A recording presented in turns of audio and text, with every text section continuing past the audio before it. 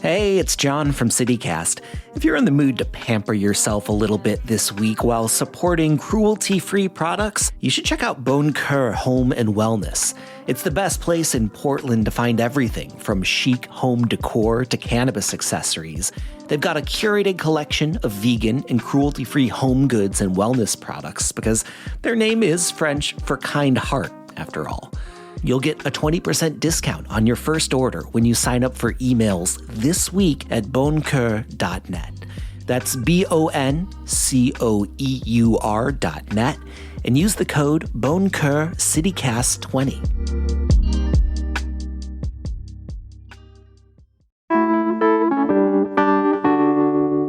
Today on CityCast Portland, we're talking about the proposed $8.2 billion city budget that Mayor Wheeler dropped last Friday, including some of the items that the Portland Clean Energy Fund is throwing down for, as well as a couple of updates on some stories we talked about in last week's Friday News Roundup. And joining me on this midweek News Roundup is our very own executive producer, John Notarianni. It's Tuesday, May 7th. I'm Claudia Meza, and this is what Portland's talking about.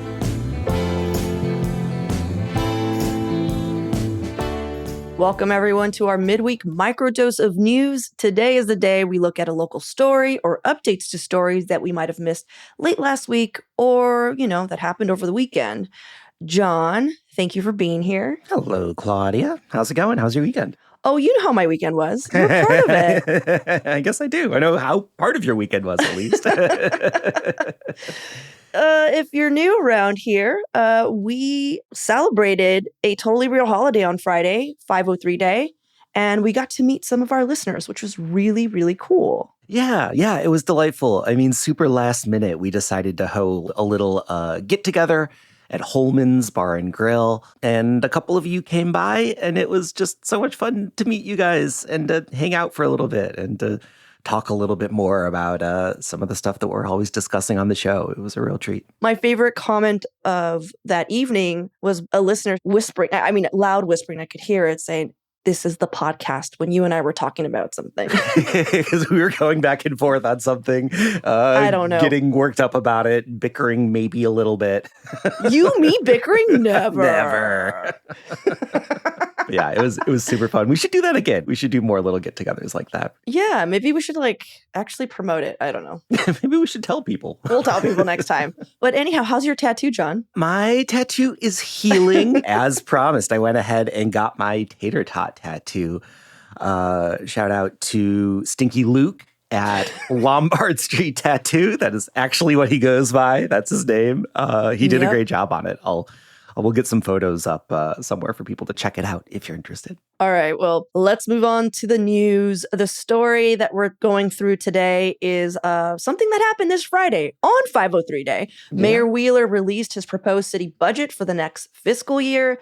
So now we know that he did this instead of coming on the show, but we don't fault him because it's now very clear that he was really busy putting together an $8.2 billion budget proposal. It's like, okay, Mr. Wheeler, I guess we'll give you a pass writing your 322-page annual budget. You can't come on CityCast Portland. We'll let it go this time.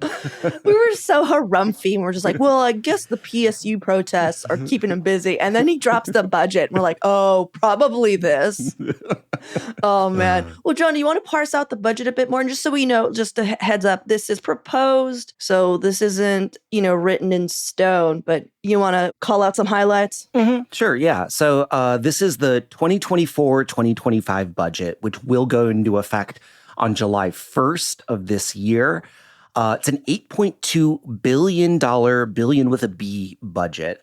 But most of that is already locked up, right? 90% of the budget is already locked into things like paying for roads and sewers and the stuff that you need to have a city. So only about 10% of it is discretionary, where the mayor and the city council can decide how to spend it. That's still a lot of money. That's still about $732 million in discretionary spending that the mayor is sort of putting into this proposed budget, which is an increase from last year. It's about 3.5% more in discretionary funding than in the last budget cycle. There's a ton in here. I'd say a few of the highlights It comes out and says this is the largest public safety budget that has ever been proposed. Portland Police Bureau, fully funded. The Portland Fire and Rescue, fully funded. There's also increases in spending on like homelessness and livability issues, is what they call it.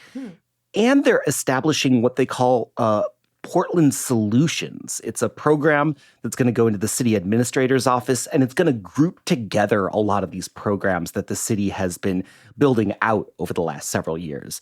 So things like temporary alternative shelter sites, the safe rest villages. These are all going to be within the same sort of department now, as opposed to being sort of spread across different departments and bureaus in the city. You know what I also found interesting about that, though? It's not just that. It's also picking up trash, removing graffiti, you know? Yeah. So it's basically like all the gripes. Yeah. It's like, can we just, with the homeless, can we stop with this? Also, ew, there's trash everywhere. And they're like, Portland Solutions. Yeah. It should just be called Come Back to Portland Solutions. Yeah, the Harumphy letter department. Oh my God. Sorry, go on. Sorry. Well, I mean, it's interesting that this is sort of part of the bigger reforming that's happening, because this is happening at the same time as the charter transition, right?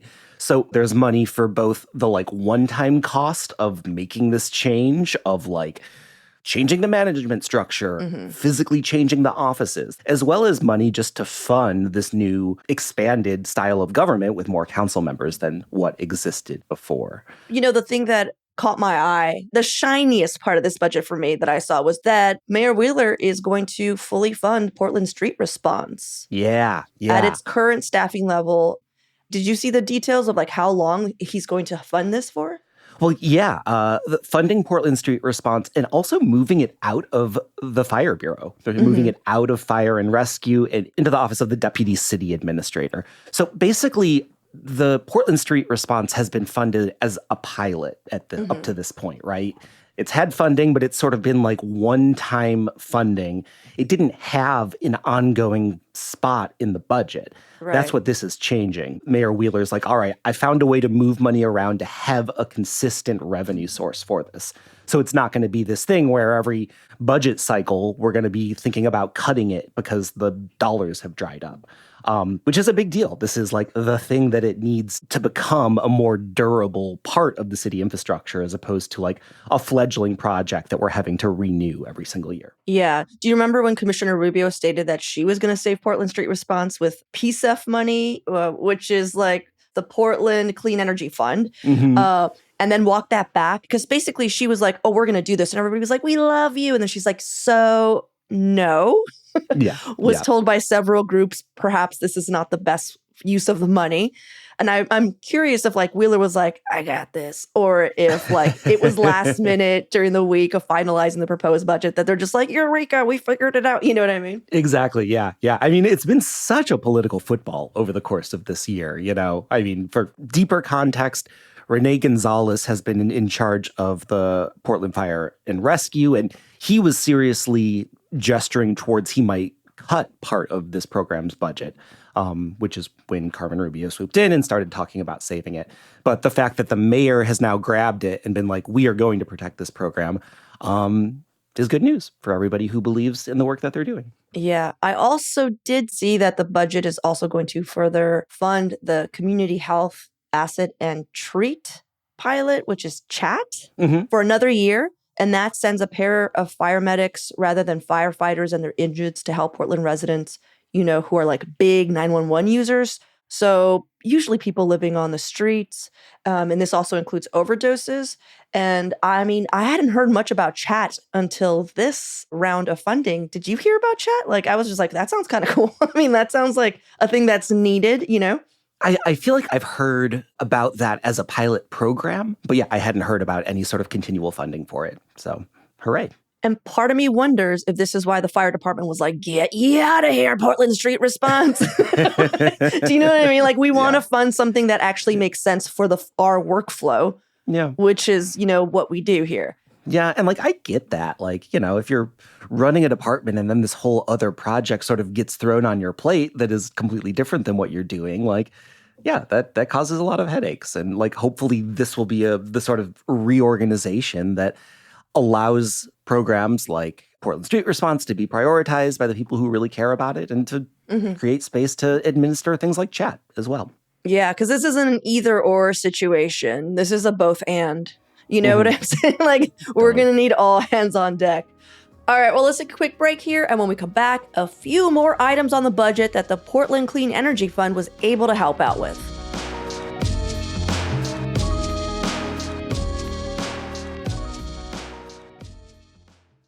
I also wanted to let you know that right before Mayor Wheeler had the press release that this budget was coming, Commissioner Carmen Rubio's people put out a press release of their own. Basically, she's like, hey, this budget proposal is coming through, and let me tell you all the ways that, the Portland Clean Energy Fund was able to backfill or fund aspects of this, like possibly, I don't know how much of it was discretionary, but so much of the city's budget, and it still stayed true to the mission, meaning that the committee of the Portland Clean Energy Fund was just like, yes, approved.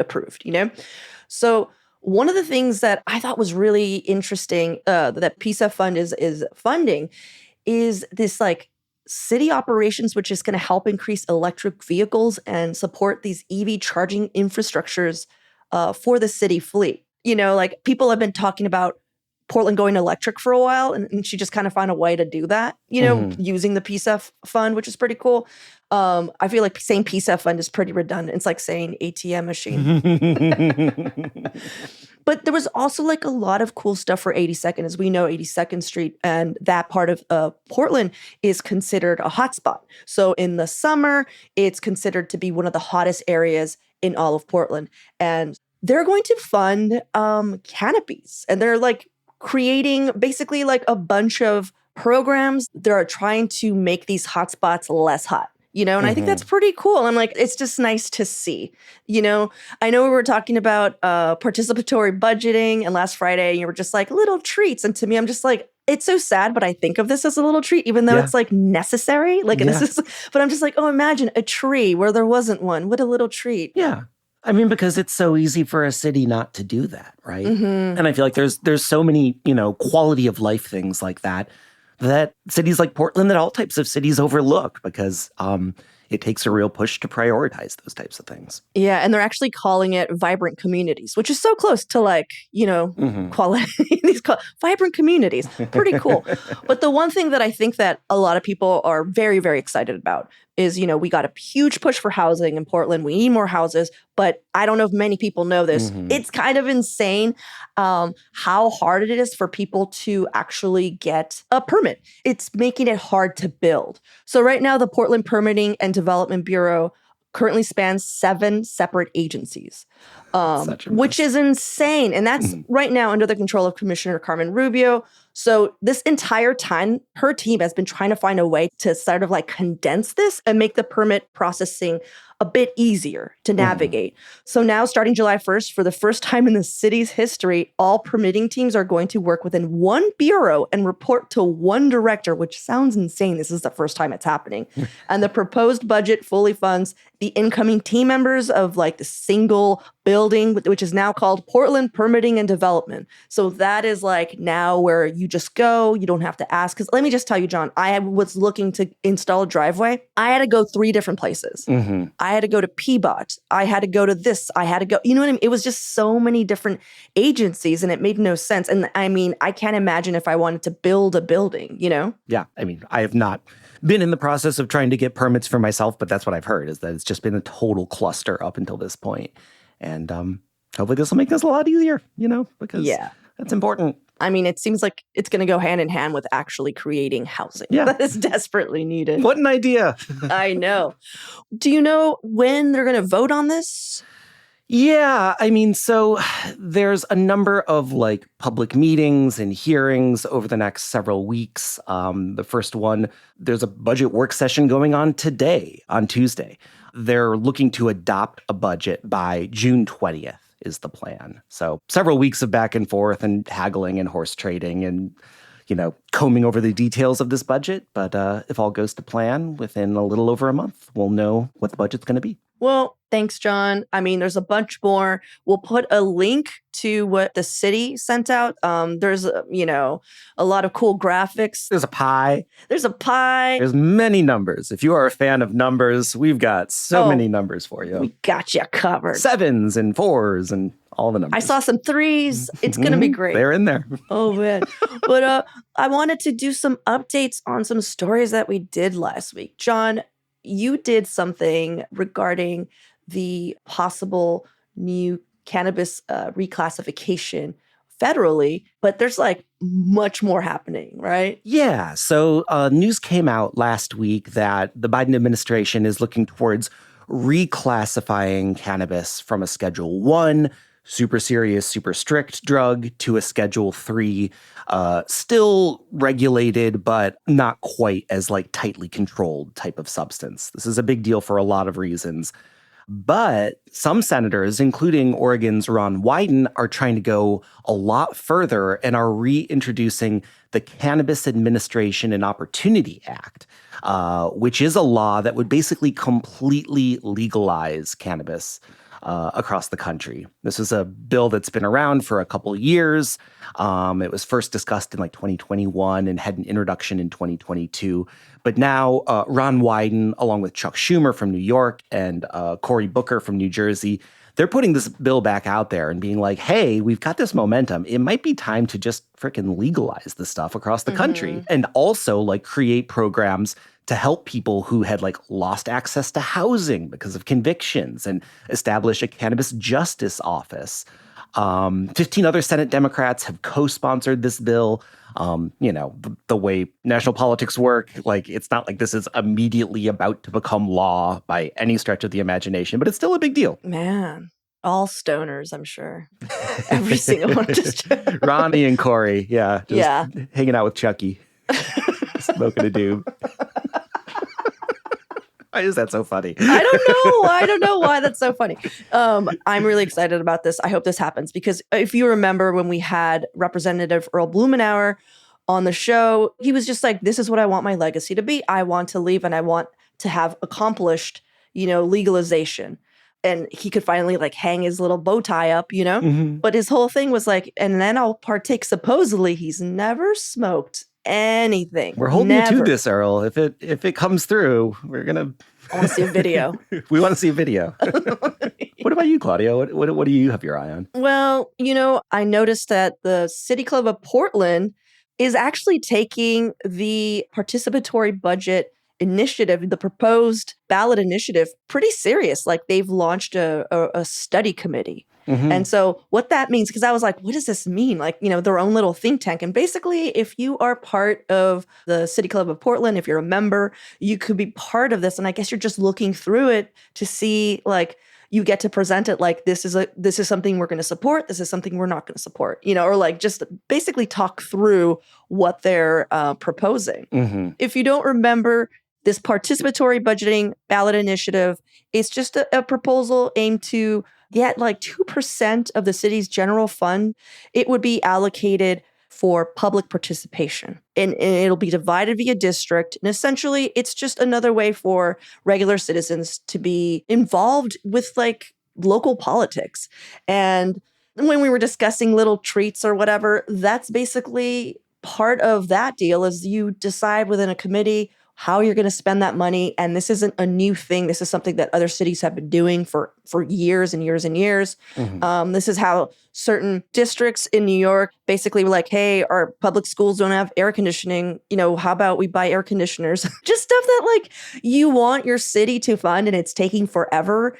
Every fiscal year, you get 2% of that discretionary budget, which was last year was like $15 million to basically parse out between all the districts, which we will soon have. So I don't know, it's pretty cool. You know what it reminds me of? Like when your grandma gives you like a $20 Target gift card, Mm-hmm. And you're like, well, I wasn't planning on going to Target, but like I have some stuff I need and I can go and like just spend that money. This is sort of the like aunt or uncle or grandma $20 Target gift card of government spending. Is that what you're... And it's so funny because to me, it's always when people are just like, it's free. And I'm like, it's our taxpayer money. And they're just, instead of like putting it wherever the heck, they're just going to be like, why don't you guys decide, the community? So, I mean, the reason why people are just very excited about this is because they're saying, hey, when the community has their say, it just means that more funds are going to more equitable places, rather than, however many city council members thinking this is what should happen. I'm really excited for like what's coming. I feel like all of this is readying us for the charter that's on the horizon, and I can't wait. I just cannot wait. It's going to be a big year. Yeah. Where we end up at the end of 2024 is going to be really different than where we are right now. So yeah, I'm excited too. Well, thank you, John. And thank you to everyone for listening. And thank you to everyone who came through Holman's. That was really fun meeting you all. And I'll see you in 2 minutes, John. I will see you in 2 minutes. Thanks, Claudia.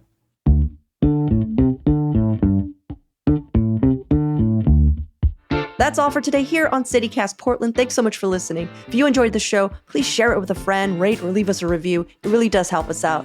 We'll be back tomorrow morning with more from around the city. Until then, see you at Slim's.